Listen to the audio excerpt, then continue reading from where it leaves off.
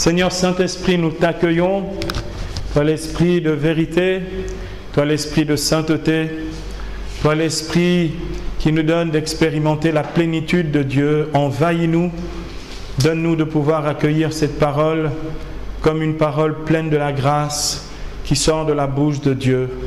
Fais-nous l'aimer pour la mettre en pratique, pour qu'elle porte du fruit dans nos vies. Au nom du Père et du Fils et du Saint-Esprit. Amen.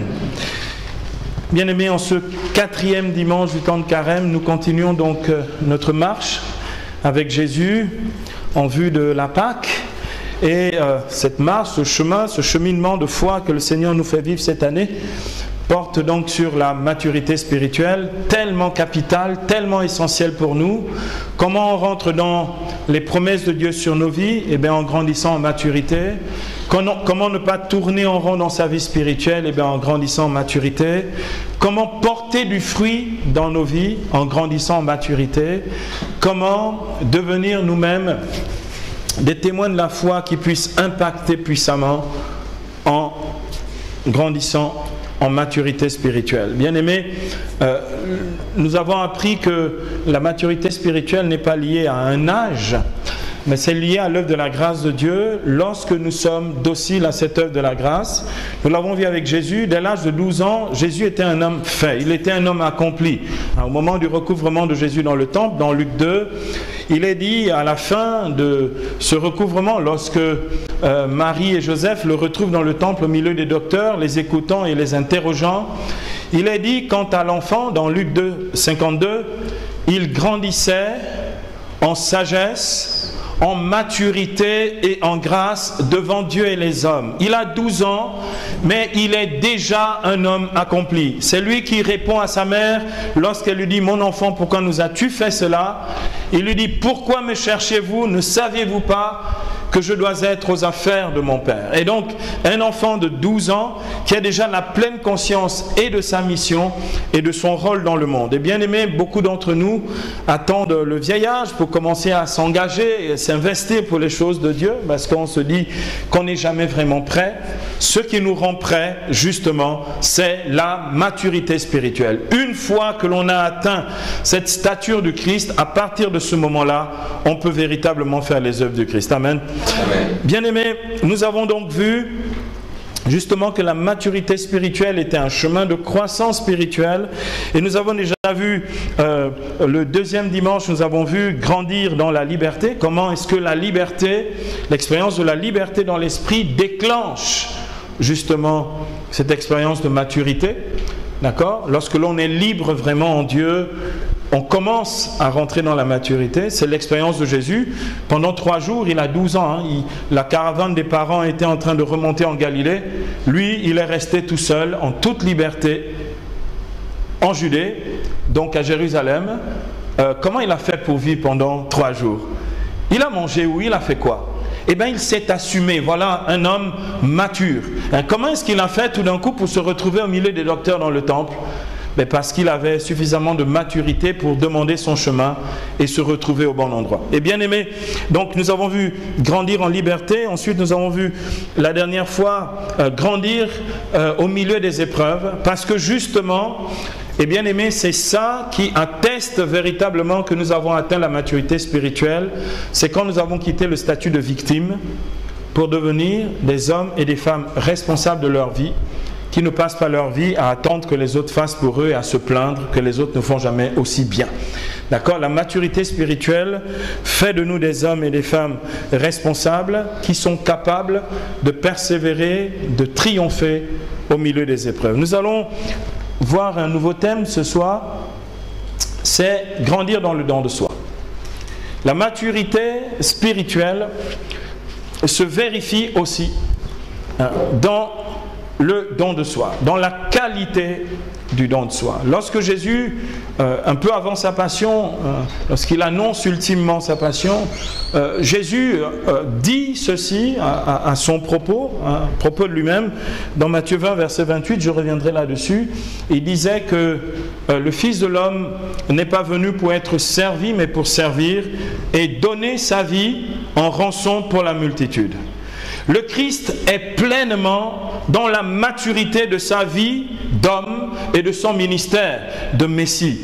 Et Jésus, comme homme et comme Messie, sait qu'il ne peut pas emmener la nouveauté dans le monde sans passer par le don de soi.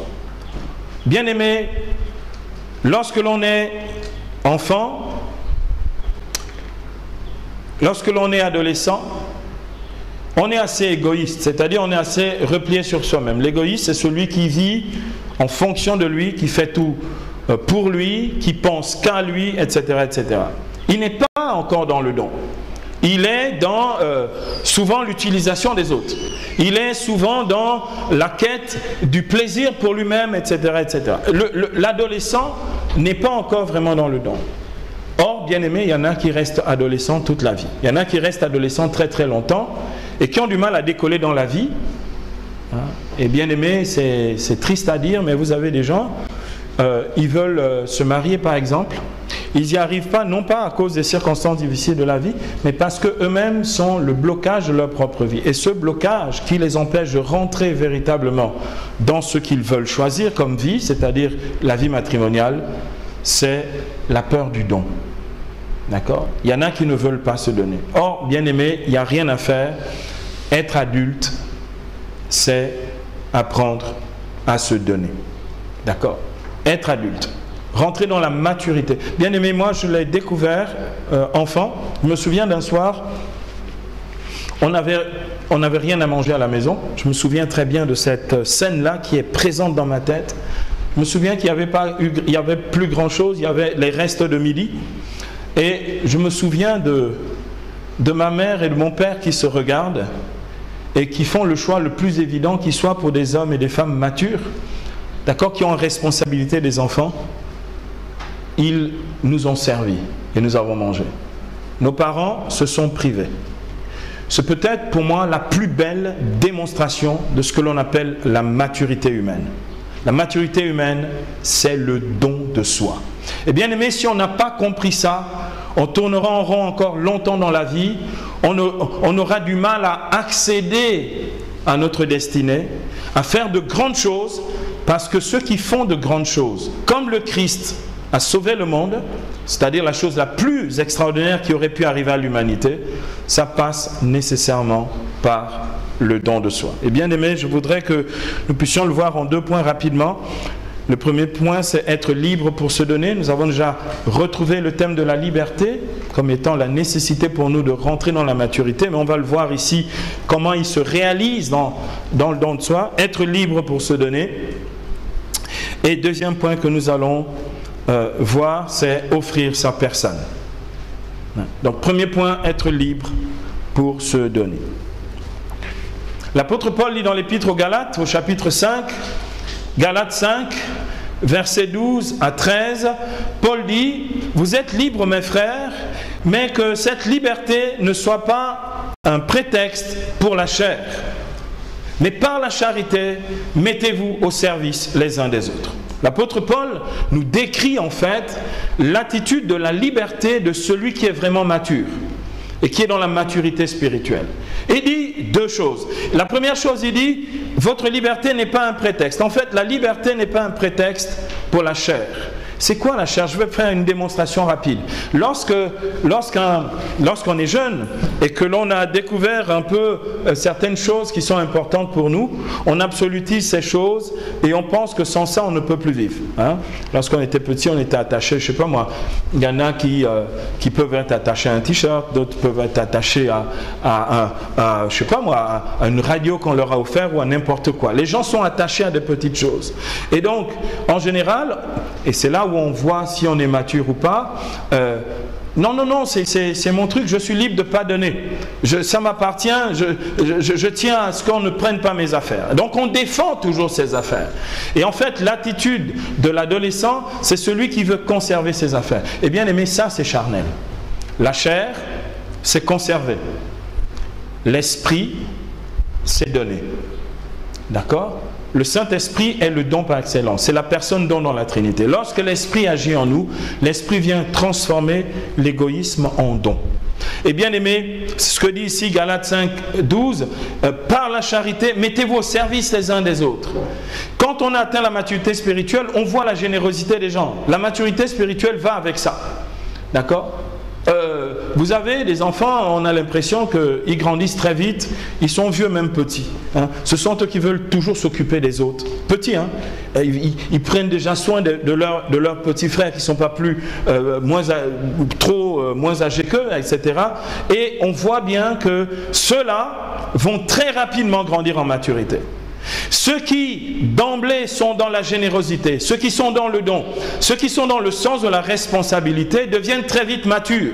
Mais tous ceux que l'on essaye absolument de coucouner, de fermer, d'empêcher, non, il ne faut pas qu'ils fassent, il ne faut pas qu'elles fassent, après on voit qu'ils sont en décalage avec leur vie, ils sont en décalage avec leur âge. La maturité, par le don, commence par la générosité. Il faut éduquer nos enfants à la générosité, ils grandiront rapidement et ils feront de grandes choses. C'est pourquoi, avant même qu'on lui ait demandé quoi que ce soit, l'enfant qui déjà a amorcé son chemin de maturité va dire la chose suivante: ah, écoute, si tu veux, je peux te donner, hein, d'accord, j'ai envie de partager avec un autre, etc. Soyez attentifs à ça parce que ceux-là vont aller très loin, ils vont aller très vite et ils vont aller très loin. Et bien aimé, ça a peut-être manqué dans la vie de quelqu'un d'entre nous ici. C'est le moment où il faut que le Saint-Esprit active chez toi la générosité du don. Il y a des chrétiens dans le coin. Et bien aimé, c'est ça qui fait qu'il y en ait qui toute leur vie attendent qu'on les serve. Ils ne bougent jamais. Ceux qui attendent qu'on les serve et qui se plaignent tout le temps, qui ne sont jamais contents et ne sont jamais d'accord, ce sont des immatures. Les autres ont emprunté le chemin de la maturité spirituelle. Et bien aimé, ça marche dans la vie comme ça marche dans la vie spirituelle. Il y a des chrétiens dans le coin ici. La Bible dit justement à propos de cette liberté qui emmène au don, être libre pour se donner, Jésus l'explique dans Jean chapitre 10 verset 18, c'est le discours du bon berger, Jean 10, 18. Jésus dit ceci dans Jean 10, 18, Jésus dit: ma vie, personne ne me la prend, je la donne moi-même. Bien aimé, ça c'est la maturité lorsqu'elle est pleinement établie. Ma vie, personne ne me la prend. Attendez, je ne suis pas, quand on était petit, pour ceux qui avaient des parents chrétiens, on vous obligeait à aller à l'église.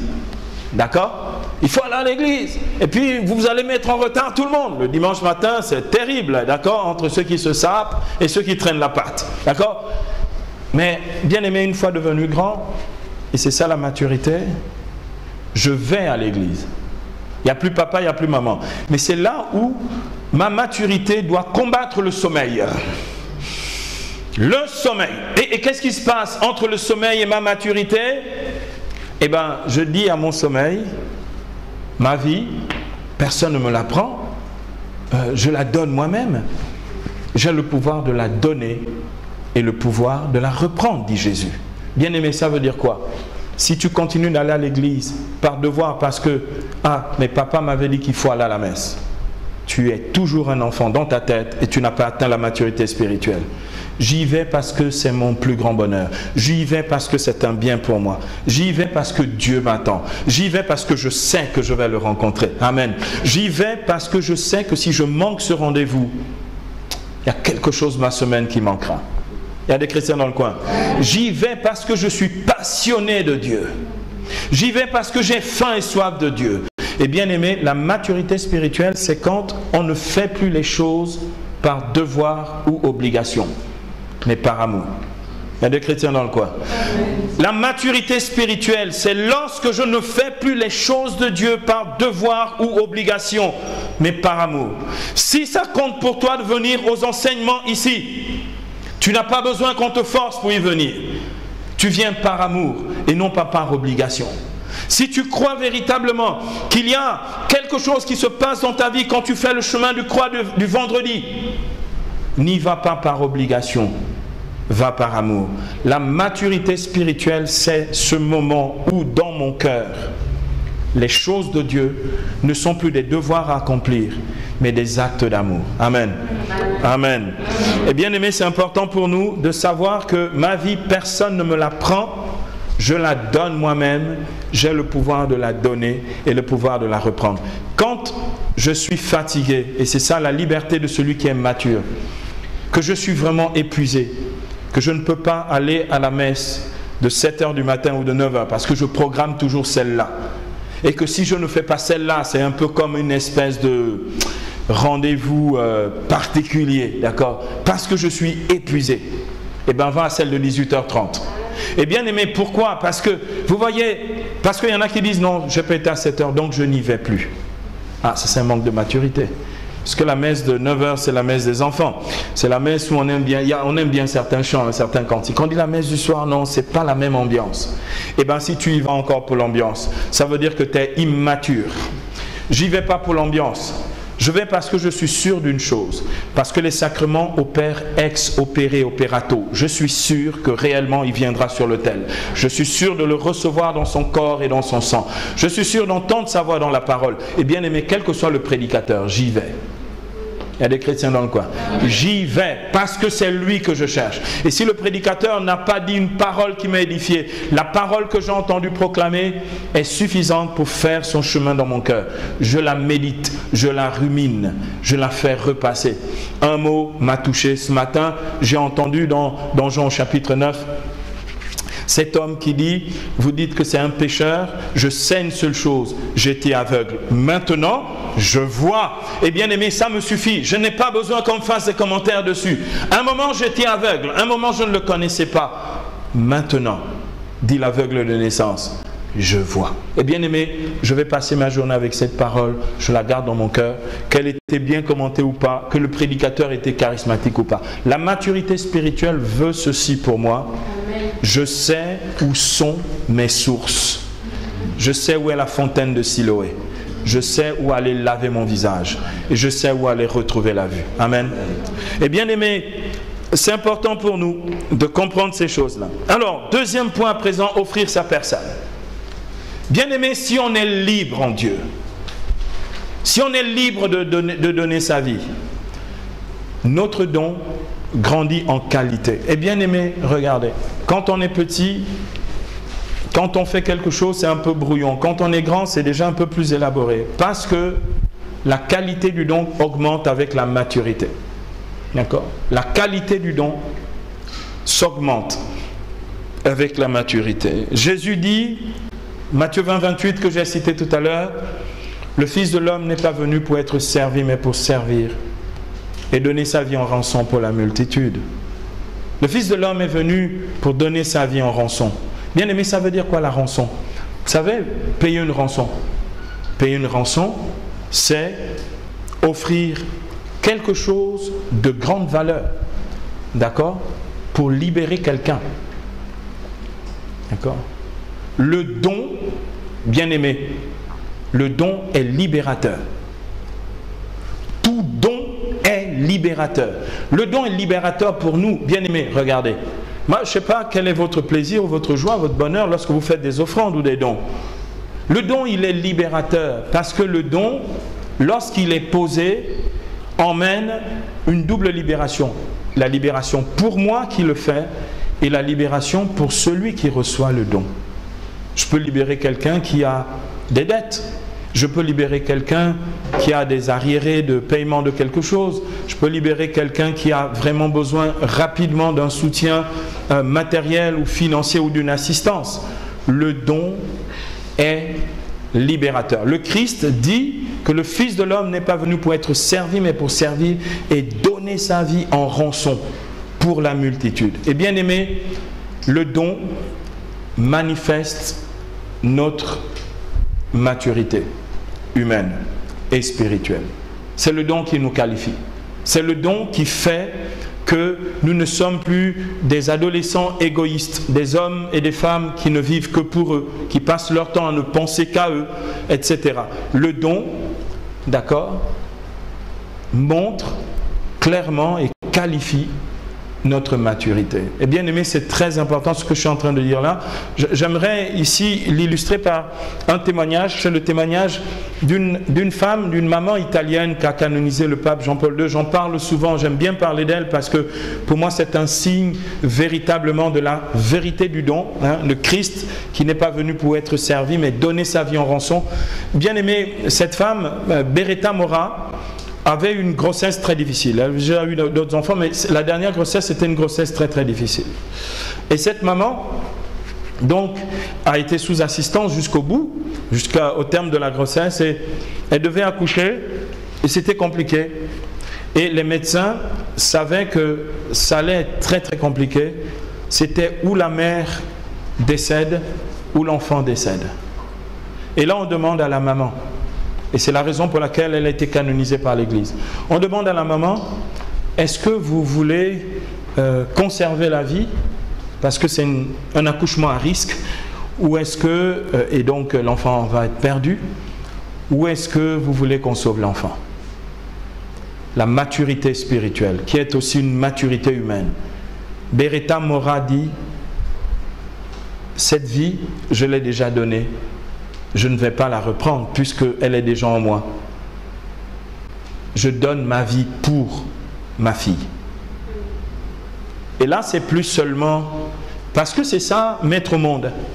Mettre au monde, c'est donner sa vie. Et donc, puisqu'elle a déjà fait, pourquoi va-t-elle supprimer cette vie? Et bien aimé, à partir de ce moment, cette femme a accepté que cet accouchement puisse lui ôter la vie. Pour moi, c'est le sommet de la maturité spirituelle. Bien-aimés, ceux qui ne sont pas encore établis dans cette logique spirituelle du don doivent prier Dieu et tout mettre en œuvre pour réclamer, supplier à genoux s'il le faut, d'atteindre cette maturité spirituelle. Bien-aimés, ceux qui nous qualifient en tant qu'adultes dans le Christ, ce n'est pas les miracles que nous faisons, nos cantiques ou nos prédications. C'est le don de notre vie. C'est le don de notre vie. Bien-aimés, il n'y a rien à faire. C'est ça qui montre dans la communauté chrétienne, au milieu des disciples, ceux qui ont atteint la maturité et ceux qui peinent encore, qui traînent encore pour essayer d'exister aux yeux des autres et trouver une place. Bien-aimés, nous avons besoin d'une seule chose. Donner notre vie. La Bible dit, et je vais conclure avec ça, l'apôtre dit dans Romains 12, verset 1, « Je vous exhorte, frères, au nom de la miséricorde de Dieu, à offrir vos personnes en hostie sainte et agréable à Dieu. C'est cela le culte spirituel que vous avez à rendre. » Bien-aimés, la maturité spirituelle et le culte véritable, ceux qui honorent, ceux qui glorifient Dieu, ceux qui parlent de Dieu dans notre vie, c'est le don de notre vie. Le Christ me convainc, la conviction que c'est vraiment lui mon Messie, mon Sauveur. C'est comme dit l'apôtre Paul dans Galates 2:20, il m'a aimé et s'est livré pour moi. Et bien aimé, vous ne pourrez convaincre personne si vous gardez votre vie, si vous continuez à vivre comme des adolescents spirituels, si votre vie consiste à essayer de profiter, tout le temps la vie facile, jamais de sacrifice, jamais d'offrande, jamais de dépassement, jamais le pardon spontané, etc., etc. Nous avons besoin de grandir, nous avons besoin d'atteindre cette maturité spirituelle. C'est ça qui fait que nos vies disent Jésus-Christ. C'est ça qui fait que nos vies puissent être véritablement crédibles dans la foi chrétienne. Alors prions le Seigneur et prions les uns pour les autres pour que nous puissions grandir dans le don de soi et que notre vie puisse rendre gloire à Dieu. Amen. Amen.